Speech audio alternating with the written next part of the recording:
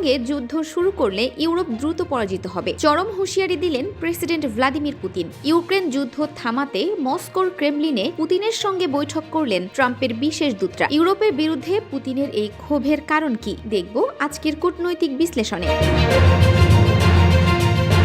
Ukraine যুদ্ধ থামানোর লক্ষ্যে রাশিয়ার প্রেসিডেন্ট ভ্লাদিমির পুতিনের সঙ্গে সাক্ষাৎ করেছেন যুক্তরাষ্ট্রের প্রেসিডেন্ট ডোনাল্ড ট্রাম্পের বিশেষ দূত স্টিভ উইটকফ ও জামাতা জারেড কুশনার। মঙ্গলবার মস্কোর ক্রেমলিনে এই গুরুত্বপূর্ণ বৈঠক হয়। সাক্ষাৎকারের শুরুতে পুতিন বলেন, আপনাদের পেয়ে আমি খুবই খুশি। চলতি বছরের জানুয়ারিতে ক্ষমতায় বসার পর থেকেই ইউক্রেন যুদ্ধ থামাতে তৎপর ট্রাম্প। সম্প্রতি তার 28 দফা শান্তি পরিকল্পনা সামনে আসে।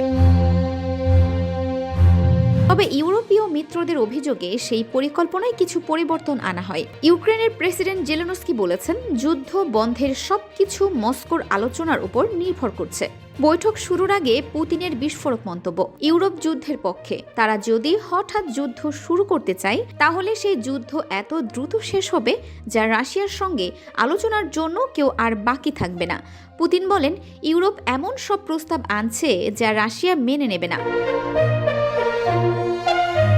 অন্যদিকে কৃষ্ণ সাগরে ইউক্রেনের হামলার জবাবে পানিপথে কিয়েভের প্রবেশ বন্ধ করে দেওয়ার হুমকিও দিয়েছেন পুতিন। এই হুমকির দিকে ইঙ্গিত করে ইউক্রেনের পররাষ্ট্রমন্ত্রী বলেছেন, পুতিনের মন্তব্য এটাই প্রমাণ করে যে তিনি যুদ্ধ থামাতে প্রস্তুত নন।